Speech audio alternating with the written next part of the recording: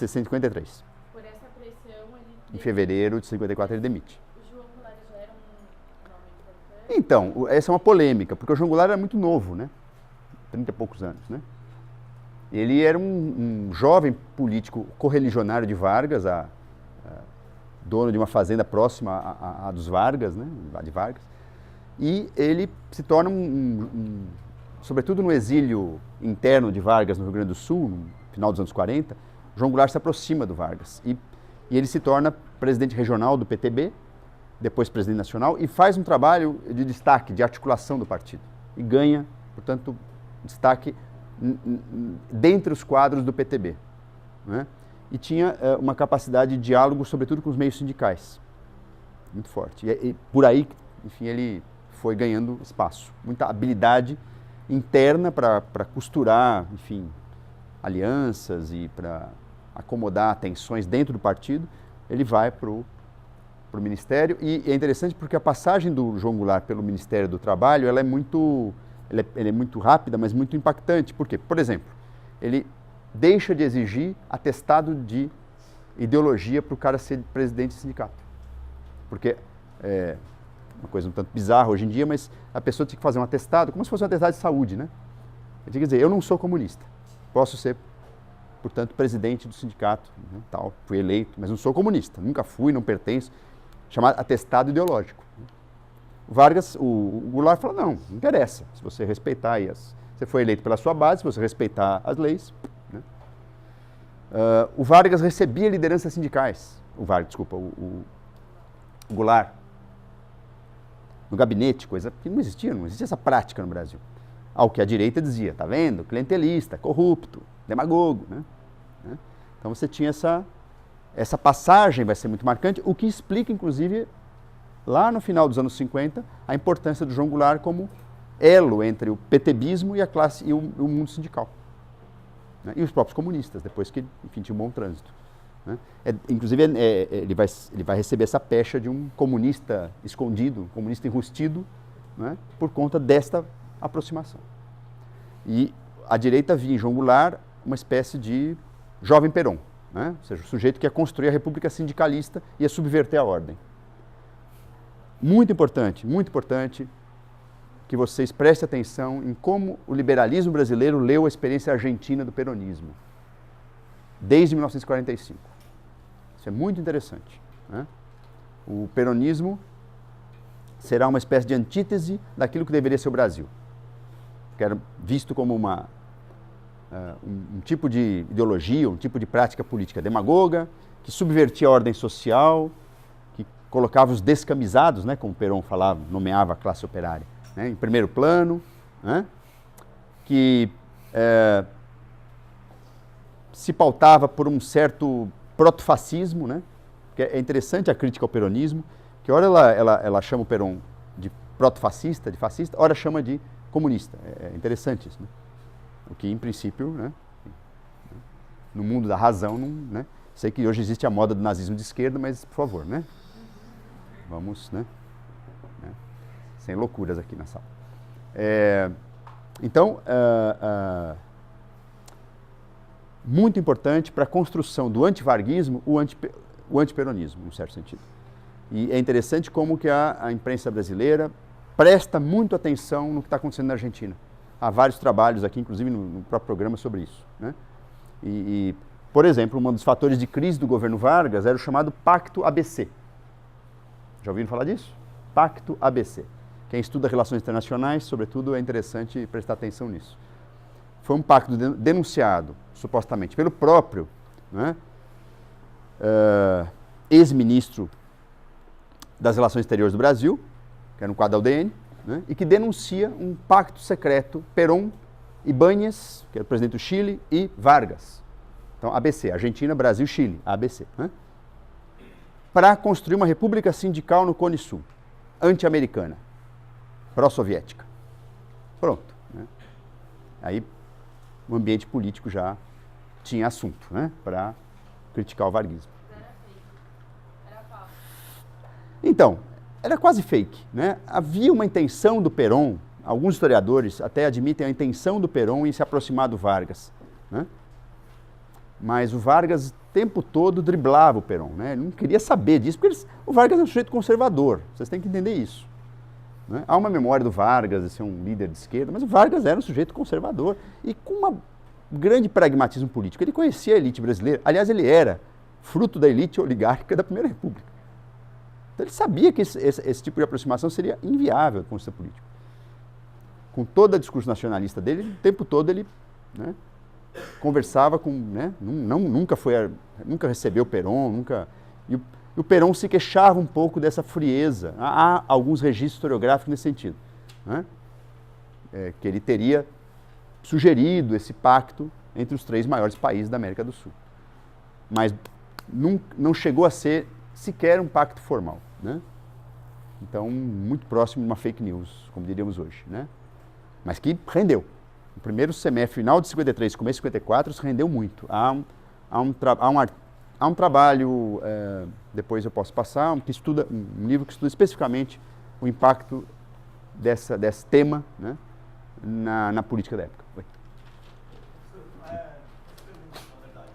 Eu queria saber qual era a relação do PCB com Vargas nesse momento, dada a disputa do PTB e do PCB, também dada a questão pessoais do Prestes, principalmente o PCB com o próprio Vargas, que o negócio da prisão, da morte da Olga.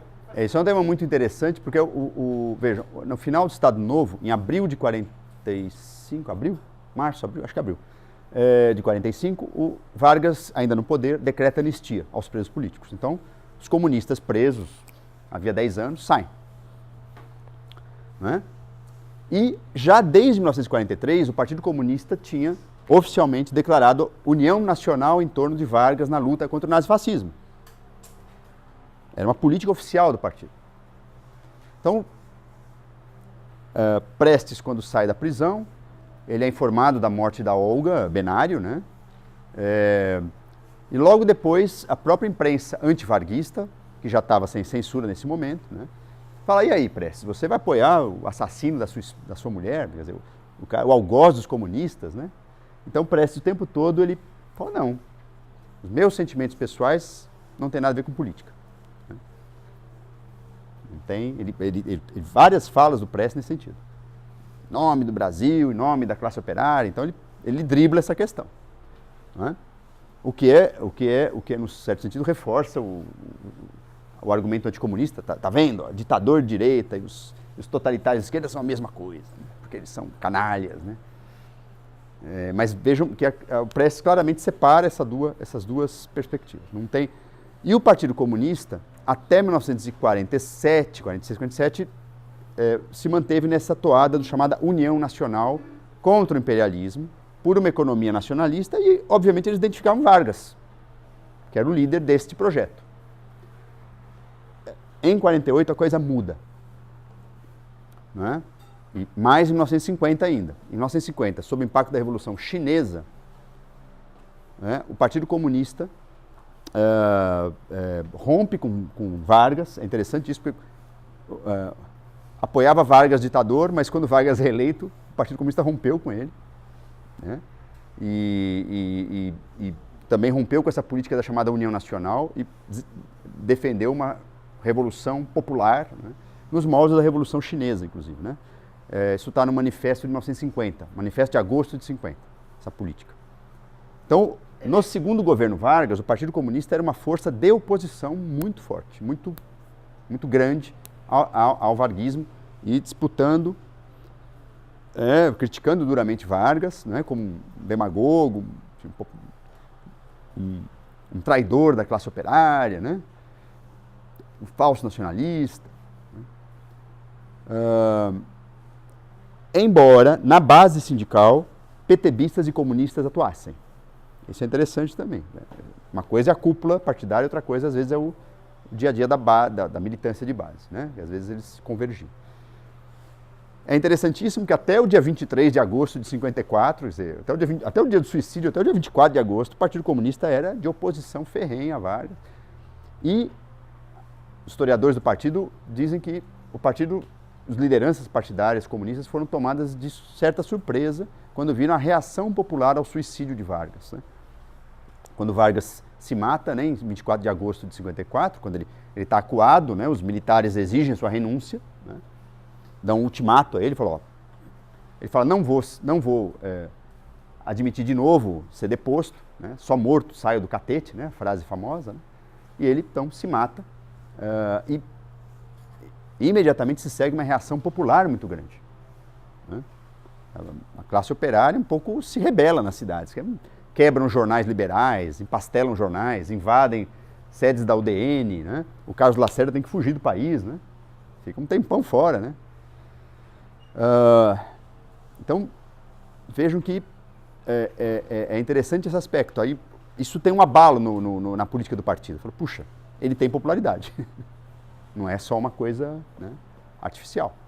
Né? Não é só... Então, enfim, em outras palavras, o partido oscilou muito durante a Quarta República, né?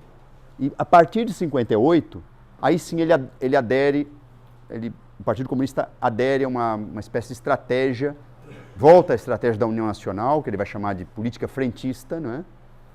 E, em defesa do que eles chamavam de Revolução Nacional Democrática, que seria uma etapa anterior à Revolução Socialista, né? Lembrem na aula passada do chamado etapismo, né? Que era uma visão que o Partido Comunista tinha do processo revolucionário.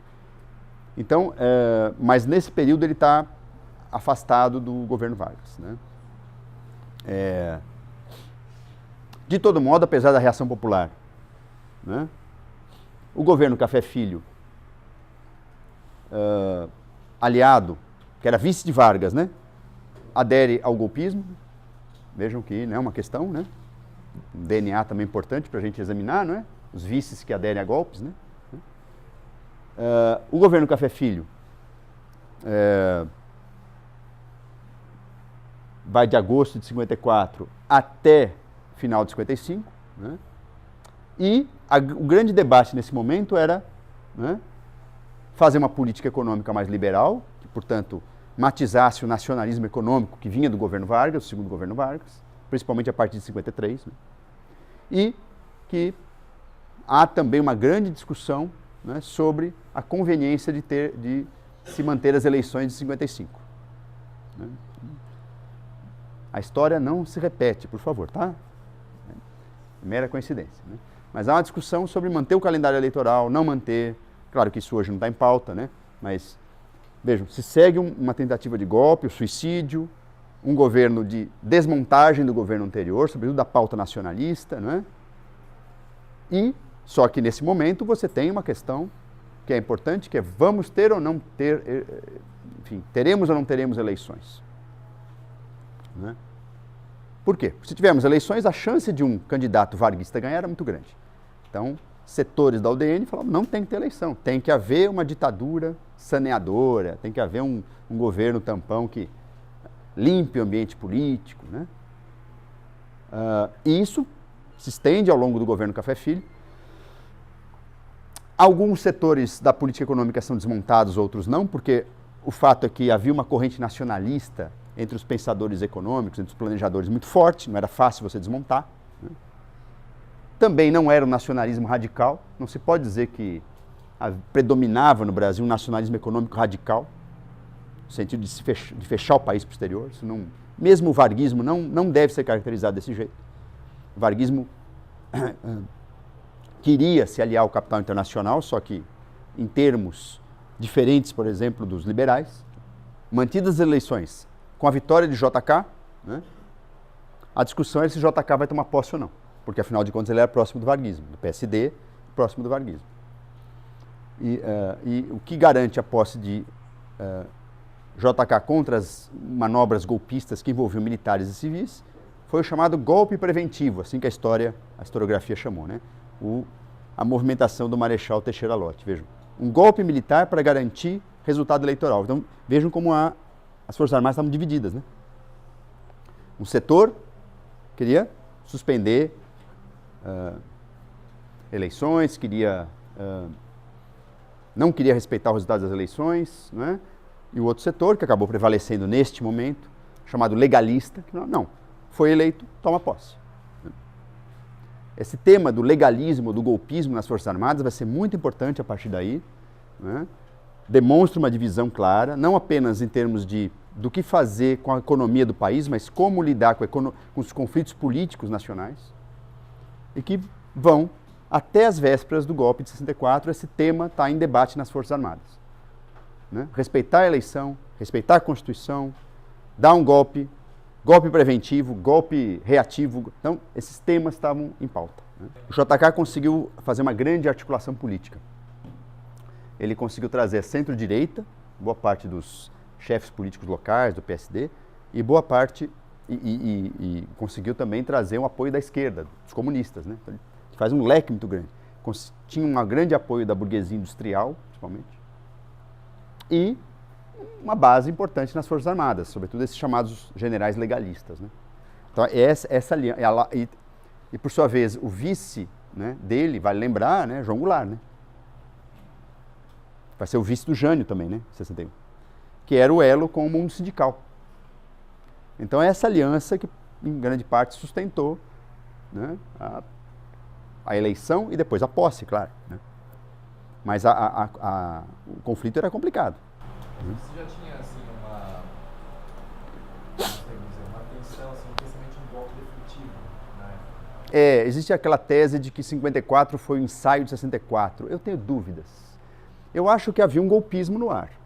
Quer dizer, o tema da república sindicalista, o tema do nacionalismo econômico extremo e o tema da ascensão da classe operária e dos direitos políticos da classe operária eram vistos com muita desconfiança pelos conservadores, pela direita. Né? E claro, o horizonte, principalmente nas Forças Armadas, era o anticomunismo. Né? Havia um medo que toda essa mobilização política nacionalista e popular abrisse as portas do país ao comunismo. Então, as classes médias, né, os setores das Forças Armadas, esse era o grande problema. Né? Além do elitismo, havia um anticomunismo muito forte. Né? Então, a melhor forma de você evitar o comunismo era se aliar ao Ocidente. Era reiterar as tradições cristãs, né? e a democracia representativa e o capitalismo como, enfim, forma de organização econômica. Né? E a aliança estratégica com os Estados Unidos. Então, esse era o grupo varguista, mesmo o JK, quer dizer, não abriu mão da aliança estratégica com os Estados Unidos. Em nenhum momento isso foi questionado. Nenhum momento. Não há aproximação significativa com a União Soviética. Não há. Né? Vai haver um pouquinho depois no governo João Goulart. Mas o tema do nacionalismo econômico, que aliás a gente vai ver aqui, né, era importante. Né? Dividia as elites, sobretudo. Se 54 foi o anúncio de 64, eu não vejo assim de uma maneira tão etapista o golpe. Eu acho que a cultura golpista, né, o que a gente pode chamar de um golpismo atávico, né, na Quarta República, que vai acontecer em 64 e vai se manifestar de novo, né, nos últimos dias, nos últimos tempos, né, não deve ser visto como uma espécie de causa-efeito um do outro. Quer dizer, eu acho que foi um movimento de 54 com palavras de ordem, slogans muito parecidos com 64, mas eu diria que em 64 havia um projeto anterior ao golpe de longa duração, de conquistar o poder, permanecer no poder.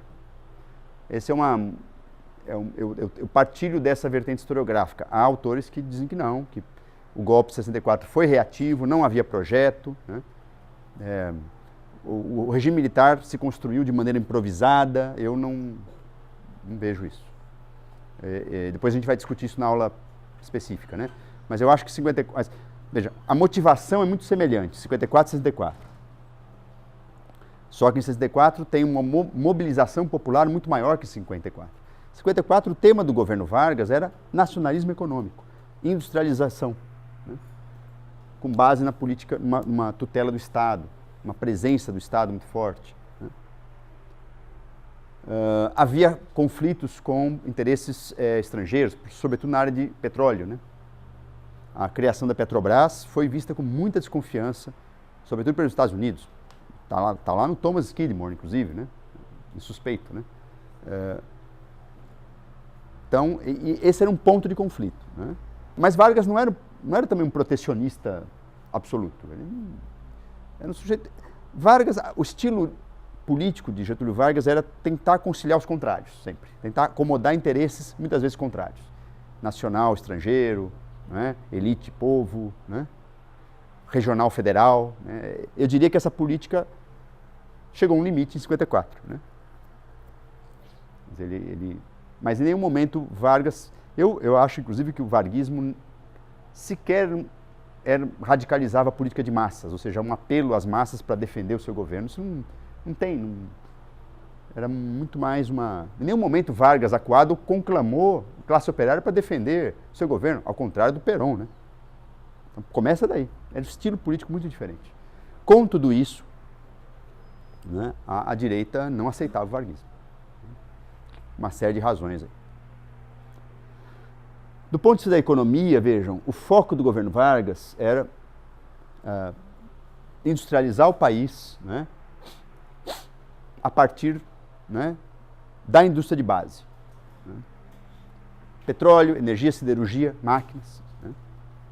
Então, o foco do varguismo era preparar a industrialização com uma forte presença do Estado a partir de uma indústria de base para depois, enfim, sustentar uma industrialização mais ampla com participação de outros setores. Né? Bom, para isso você precisa de capital, né? Você precisa de dinheiro. O Brasil sempre teve, cronicamente, um problema sério de poupança interna. Né? Não havia recursos suficientes para esse tipo de política em escala. Né? Daí entrava em cena as negociações tensas com os Estados Unidos, né? Sempre. O governo brasileiro dizia, olha, nós lutamos na guerra com vocês. Né? Claro, com uma participação muito pequena, mas nós fizemos nossa parte no esforço de guerra. Fornecemos matéria-prima, borracha, né, minerais estratégicos para a bomba atômica, né? E, no final da guerra, não recebemos nada. Né? Porque a política norte-americana qual era? Olha, vocês querem dinheiro, peçam aos nossos bancos. Né? E paguem juros.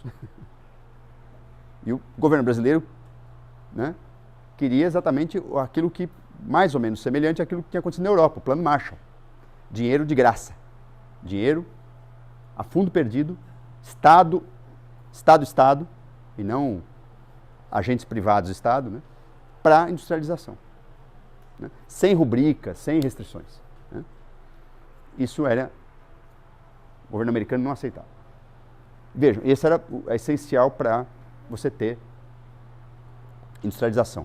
Além disso, o governo norte-americano se recusava a ajudar a equilibrar o preço internacional do café, porque eles eram grandes consumidores do café brasileiro. Né? Então, havia já no governo Vargas um conflito, né, econômico com os Estados Unidos, né, nada perto do que será no governo João Goulart. Né? Mas havia já essa tensão.